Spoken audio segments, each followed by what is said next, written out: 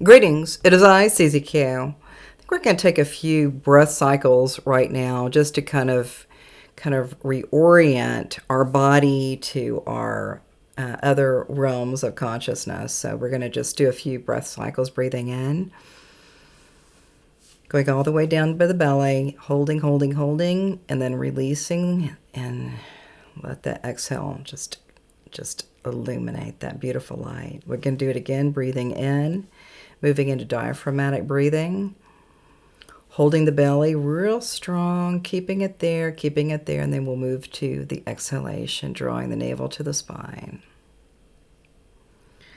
All right, we'll do it again, breathing in with diaphragmatic breathing, big Buddha belly. Just let that hold there just for a moment. Just really relax into the beautiful divinity of you. So we're going to go into the exhalation and releasing, sending the belly button all the way to the spine. Okay.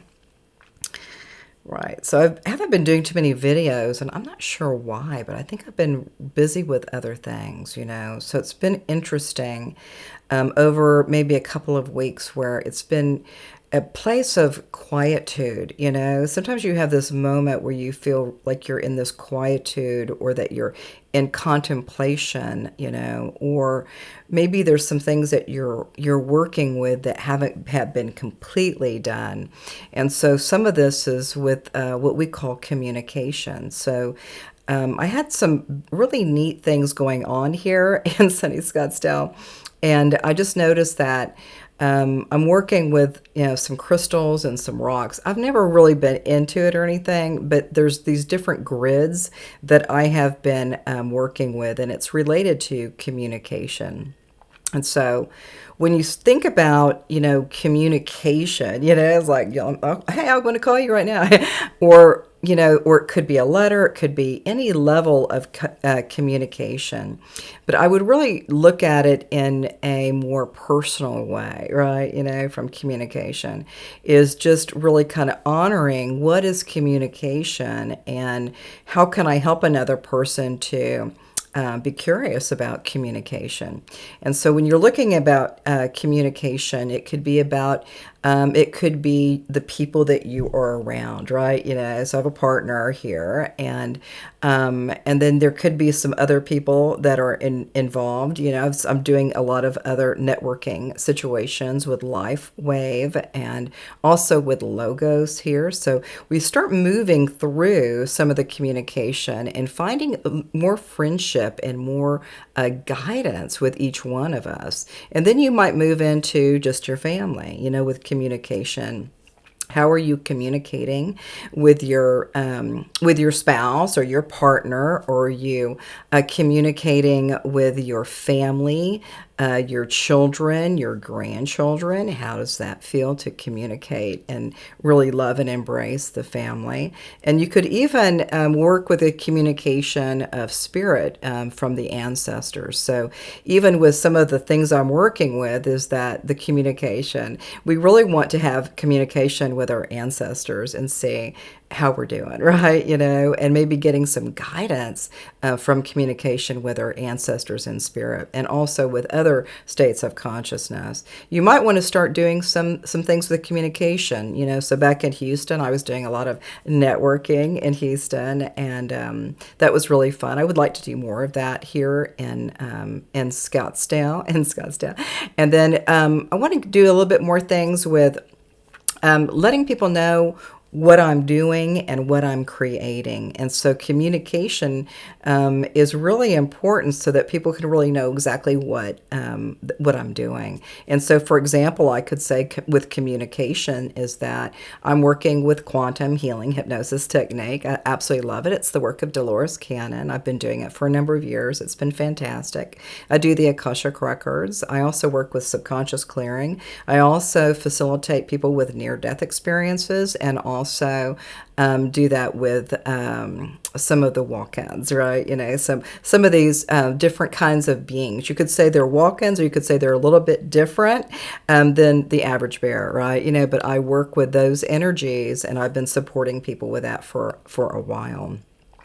And with communication, maybe we need to create some things. Maybe we need to have some level of structure. Maybe we need some communication with what else would be best in a networking situation. What would that feel like?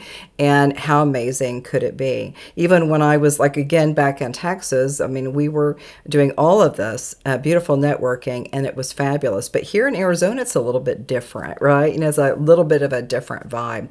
But luckily, I have some groups that I'm working with communication, and it's regarding to LifeWave, and these are some of the patches that I'm working with, and it's a healing modality, and it's about peptides and all kinds of beautiful light energy. So all of that has been super fantastic. And also with communication is that I have the access now to do optimal health system scripts. Before, I was doing scripts for the doctor, and now I have the credentials to do the scripts for other people, so it's super fun that I can actually do it in my own name. And so all of this has been a real win for me, because with communication, we want to help people understand, what do they need to do with their nutrition. I'm not a doctor or anything. I'm just kind of this goddess person, right?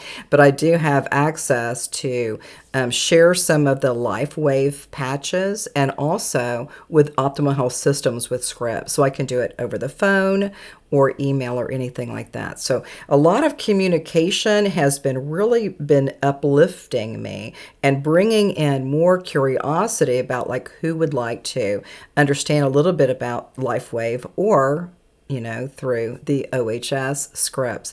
All of this has been a wonderful experience, and I really love and embrace being part of a holistic practice. And I work with Dr. Miner, Omnichiropractic in Tempe, and so we kind of we're learning together just different ways that we can do to correct some things, with maybe some things in the body or some things in the mind or the emotional things. A lot of that is happening. With the QHHT, you can see a lot of that coming through with the subconscious piece. So the subconscious piece is really a beautiful band of energy when you're in the second hour of QHHT hypnosis.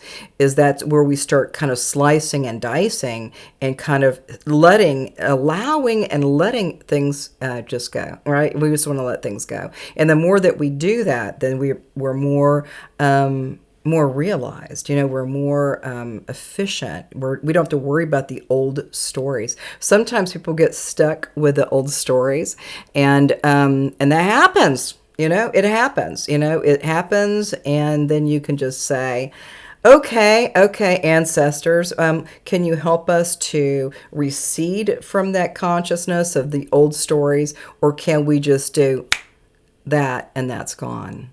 And so, but some people can't do that because it's challenging their own authority of who they are and what's up, right? But I think that if you could just do a couple of different things, I really focus with color, like the aqua is a beautiful color, and I could just focus on letting some things go. And in my mind's eye, I can just look at aqua and it's gone.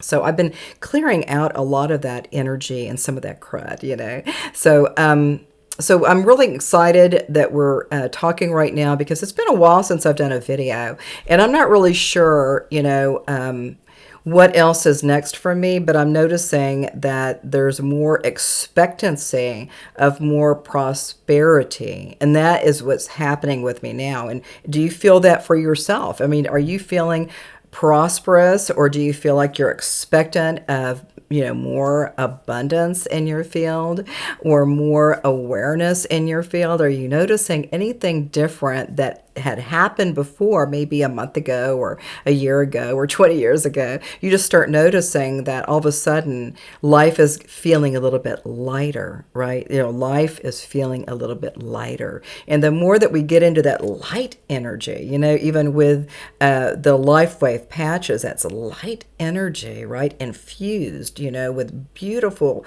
crystalline grid energy. All of this that we're working with is super powerful. So I just wanted to get on here real quick. I was going to do another video and then I just kind of messed up. Do you ever get messed up sometimes when you're like almost done and then it's like, nah, it's like it's a nothing burger, right?